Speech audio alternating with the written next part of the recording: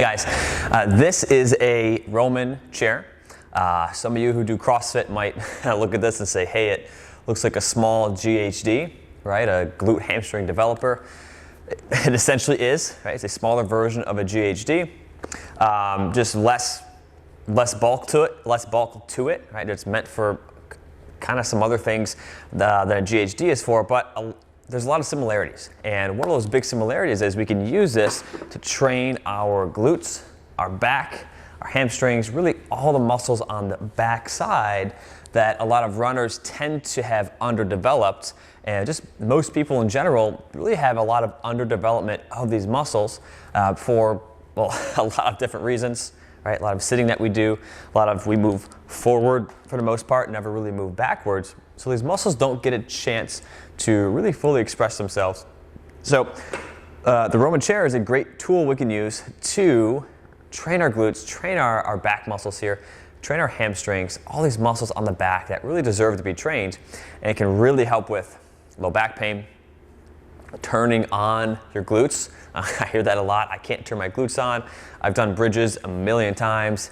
Can't turn them on, right? Using something like a Roman chair or a GHD is a fantastic exercise to work on getting your glutes activated. I've had a lot of problems years ago with my low back and never really able to essentially turn my butt on, and using something like this really helped me just get my glutes engaged. So before I talk you to death, to use this, right? Feet go in the pads here. And the goal is, the first exercise I like to typically do, especially with a runner who's never done anything like this before, is just doing a hold. So all we're getting out here, right?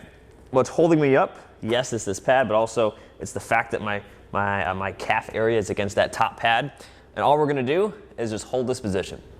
I did a little bit of a workout this morning, so this is already kind of tough, but try to keep your feet straight. Don't let your feet turn. Squeeze your butt really, really aggressively, and keep your core really engaged. If you're afraid you're gonna fall over, you can have your hands here. I prefer to have them back here, but really, really hold. Keep your core engaged. I like to do 30 seconds on, and then 10 seconds off for 4 sets. If that's easy for you, or you're like, hey, I want to challenge this a little bit more, we could do some hyperextensions. And when we say hyperextension, right, we can go all the way up if we want to. Most people I see, they're not going to respond very well to that, right? I've used this all the time just for pure strength, but many times we get a lot of my patients have low back pain, and they're not really tolerant to that hyperextension. So I tend to keep people more neutral when they come up, and I'll show you what I'm talking about. But right, the way to train that is to go into some hyperextension, but for the most part I say, hey, let's not do that, especially if you have back pain. Let's train your core to move within a stable position and have a lot of that motion coming from the hip. So we're here, and the goal now is I'm coming down. Right, notice how I can keep my back relatively straight here. Really squeeze my butt on the way up. So we're using the glutes, the hamstrings.